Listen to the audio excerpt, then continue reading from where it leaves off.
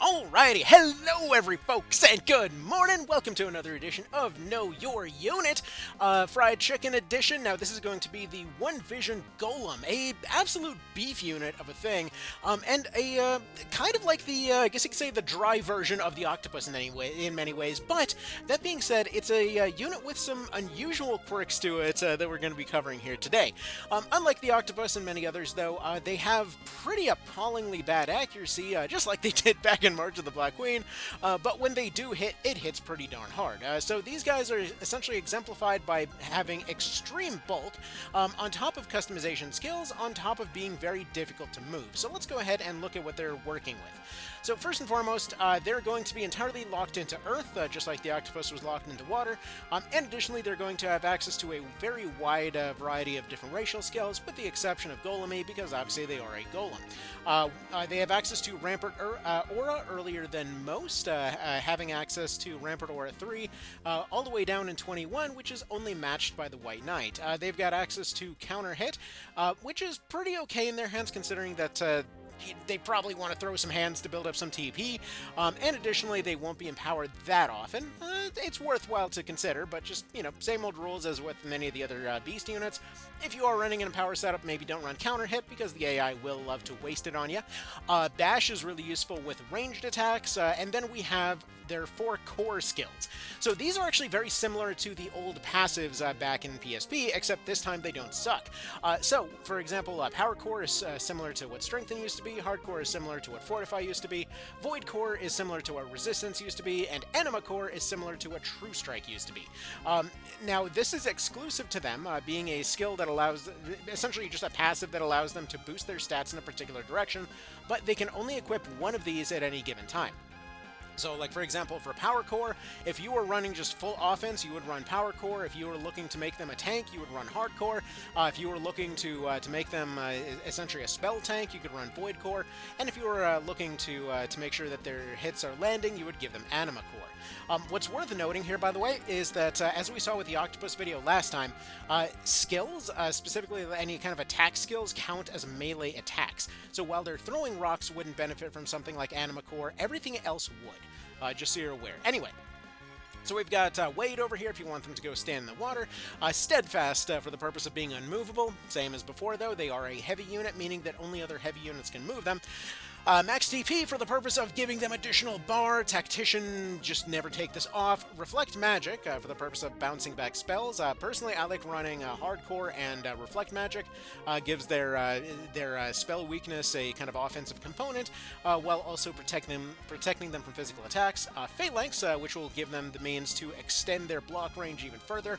Broaden Force to extend that even further, allowing them to access the hidden Rampart Aura 4, which I believe is like 5 tiles, or actually no, like a total of like 7, 8 tiles, something like that? I don't know, it just basically Broaden Force plus a Phalanx, you're blocking the entire damn map. Anyway, Gorge and Lock, which is pretty much invincibility mode. Instill Earth for the purpose of training, the standard set of wards that everybody gets, and then we get down to their skills at the bottom. So first and foremost is going to be the Shockwave. This is a knockout punch. So this guy is very, very good next to stuff like soldiers, being able to, for example, use the Shockwave as well as a True Strike to run up and just punch somebody unconscious. It's fairly cheap. You're typically going to be building up decent TP if you're running True Strike on them, especially combined with something like an Anima Core. They just pretty much won't be missing at that point, especially a Ring of Alacrity on there as well. You can customize them surprisingly well. But anyways, yeah, something like a Shockwave you can make to the point that they're constantly hitting those attacks. Something like a Granite Fist, which will give them a bit more range, however we put away the sleep at that point. We've got the Lariat, which will fling around their arms in an area, and then the Heaven's Tear, which is basically like the like Poison Rain, except it's with rocks now. Now, the thing is, the reason that I keep comparing them with something like the Golem is, or sorry, something like the Octopus, is because many of their skills function largely the same way, with a sleep instead of a slow, for example, with a, for example, a kind of a close range, a swing instead of a beam, Essentially a low area sweep with a lariat rather than the gigantic thing that the Maelstrom has, and then the Heaven's Tear is basically a non-poisonous version of Poison Rain with an earth element. The main reason that I'm combining these two together is because, unlike the Octopus, though, they don't have that limitation of needing water. So in their case, they're essentially the dry land version of the same thing. They lose out on some of that kind of frontline capability in terms of throwing out debuffs and slowing down units and whatever else, and make up for that in sheer bulk. They've got a ridiculous amount of health compared with everybody else. Even compared with other bulky units, we're looking at about a 20-30% increase in terms of how much health they have. And additionally, with something like a Hardcore or Void Core, they will be typically resisting pretty darn well, especially if you combine the right rings for it. On top of this, same old things as with everybody else. If you throw a lot of these other rings on there, that will give them additional components, like if you want to have them faster with something like a Void Ring, you can get their RT down to 80, since they're not exactly the fastest thing in the world. Something like a Ring of Alacrity gives them almost decent avoidance, though, I mean, compared with something like anything else, not really. Still, they might dodge something eventually, but it at least gives them better accuracy. Something like Ring of Might for just kind of good general purpose power and whatever else. But anyways, we'll go ahead and leave this stuff on them for the purpose of convenience. However, I will note that something like the Reaver Ring is pretty useful on them. Not only does Speed Star benefit them a ton, but this also just gives them a ton of good kind of overall stat allocations here. They're usually missing agility, they're usually missing avoidance. Some dexterity to improve their ranged attack certainly goes a long way. They don't really have an MP bar to boost, but having their luck improved for the purpose of those additional crits is very, very helpful. So I would say personally, Reaver Ring is probably what I would say would be probably a sort of optimal choice jewelry-wise. But either way, you do you. But like many other heavy units, they do have a noticeable weakness when it comes down to those debuffs and things like that, so they pretty much always will end up getting hit by them, which we'll have another follow-up video on that as well, just to kind of appreciate your low odds to hit, because that is one of those things that One Vision actually does handle exceptionally well in terms of balance. Like Reborn put in those locked-in percentages, this effectively gives a much lower resistance to very certain types of heavy units, which is just very good. Anyway, more on that later. For now, we'll go ahead and use our Empower over here to go and set up our Golem for a nice big happy win over here to show what kind of numbers we're looking at with these guys. Because yeah, they're just like the Octopus. They're a great general purpose unit. They've got a lot of potential behind a lot of their actions. Provided the right buffs, they can provide a good bit of advantage to your party. Really, they're kind of a you really can't go wrong kind of unit, being able to obviously boost in a bunch of different directions. So either way, we'll get to that as we get to it. But hopefully you'll get more or less where we're coming from as time goes on. Let's see, for the moment, I think we're just going to have you go ahead and attack over in this direction. Just kind of start working on these units a little bit. Apparently, we did not get any counterattacks. I'm assuming they're probably running a pike on that warrior. Go ahead and speed up a little bit so that we get to see a little bit more action from the Golem in this case. Because obviously that's the guy that we're trying to show off here. Now, it depends on what role you customize them for. They're really one of those ones that you just kind of want to build them up for a particular role and then just kind of go from there, So like in the case of the kind of defensive variant that we're going for right now, they're typically going to have a lot less attack potential, but they potentially will have a lot more they will have a lot more defense potential here. Meaning that usually I just kind of stick them into a gap and let them do their thing. So like even with the defensive loadout, the Empower doesn't really give them an insane amount of punch or whatever else. They're okay. They're exactly decent. Like they will be threatening to anything that they hit.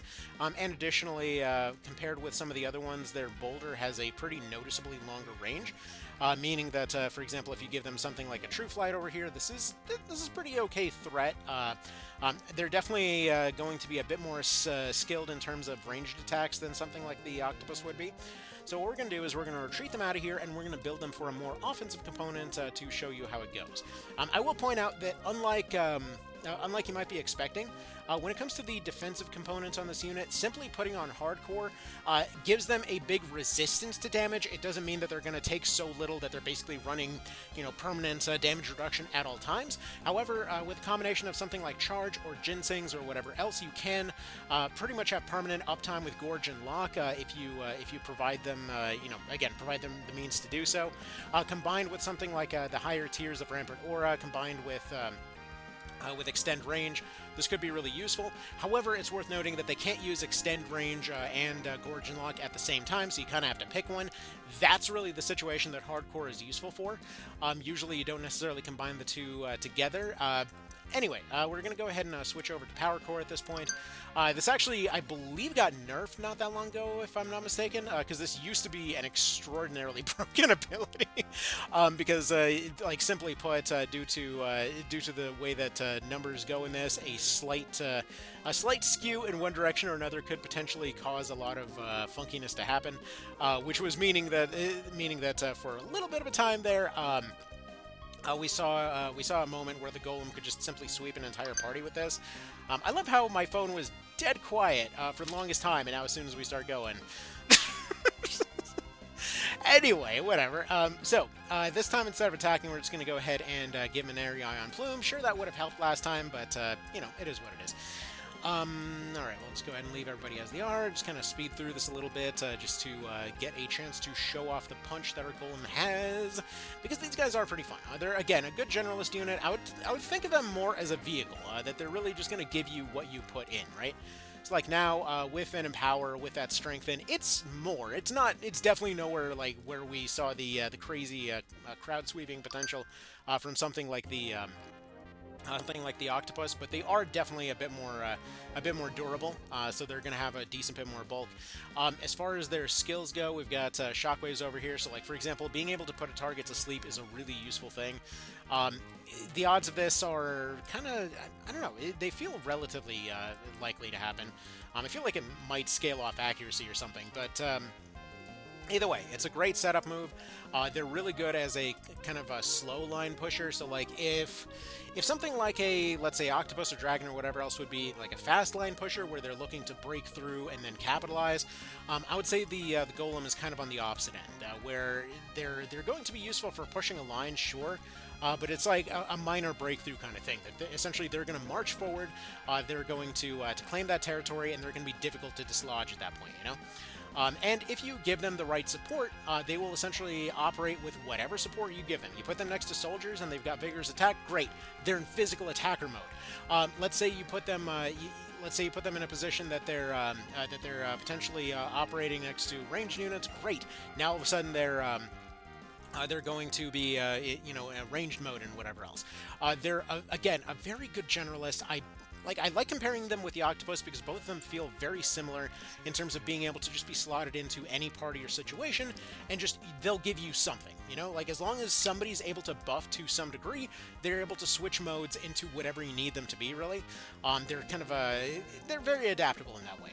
They're a very customizable kind of I guess, Humvee of a unit, I guess you could say. That they will get people where they need to go. They'll be good at leading a party forward. They will be susceptible to stuff like debuffs, but again, that's why we have support on there. And thankfully, because of the fact that they've got low resistance, this means that there will be many situations in which, let's say we're in this situation right now, we've got a book attacker, we've got Empower Golem being fairly cheap. He can put out some damage, he can empower this Golem. We can go ahead and get rid of his debuffs, and they will continuously keep targeting him with more and more debuffs. They will keep trying to get rid, pile those on as much as they can, whenever they can. I think in this case we're actually just going to go for giving this lady a bit of MP rather than trying to find that panacea. I think I might have ran out on this save file right now. I'm not sure off the top of my head. But let's say, here, let's go ahead and, but we're just looking to compare his numbers, so let's go ahead and give him more ginseng here, as you do. Again, charge is probably the ideal way to go and support these guys, but you do you. Obviously, it's going to depend on your party, your loadout, whatever else. It's really their ability to slot into any party that really matters a lot here. Okay, so something like Heaven's Tear, let's say, once empowered, once strengthened, whatever else. This is, again, not really going to be the insano power that we saw from the Octopus, but this is still enough to be devastating, you know? This is enough to basically crush through an entire area for you. It will be great value. It will be great for pushing through multiple units, as it were. And while he can't necessarily spare it right now, he can actually turn on Gorge and Lock and essentially use this in place of something like a Lariat if he's got, again, the points to do so. Gorge and Lock is really strong as far as tanking abilities go. Very few things, will essentially get rid of damage like Gorge and Lock does. And thankfully, due to their relative slowness, this means that it's able to stay around for quite a while. It's actually one of those reasons that you probably don't want to run a Void Ring on these guys, because speeding them up is a downside in this case. So, it's just good stuff there. One thing that is worth considering, though, is when it comes to heals and things, they benefit a lot more from items than they do from regular heals, because heals will operate off of a kind of set percentage here, whereas, for example, like if we compare that item there, we saw that it did a... Oh, we're not going to be able to do Harvest Dance, never mind. If we compare their item heals with their regular heals will essentially scale off of the mind of the unit doing it, which means that they essentially will just do a set amount, right? Whereas the items and stuff like that will end up scaling. And anything that scales is going to be better with a larger health bar, and I believe they actually have the largest. So just, something to consider there. Alright, so that's really about it for the Golem. There's not really much else to say there. They're not the sexiest unit in the world, but they're a great kind of general-purpose unit. They are effectively the, just the Humvee or APC or whatever else you want to consider of the party roster, being somebody that's able to get other units where they need to go. They're able to adapt to whatever close or long-range situation you need. They will essentially operate off whatever buffs you give them. They've got a melee component, they've got a range component, they've got AoEs, they've got debuffs. It really just depends entirely on what you need to customize them for. They've got that modularity in terms of their cores and things like that, so you can swap those out as needed. And conveniently, their empowering class in the form of the Warlock is going to typically be able to achieve that 40 TP required to be able to keep up with the upkeep requirement to basically keep them powered all the time if you're running them as a team. I personally like running a physical attacker Warlock for the purpose of pairing with them, but again, you do you. It just kind of depends on what you need, but yeah, they are very modular. So yeah, that's about that. Y'all have yourselves a good one. Take care, and I'll see you in the next one.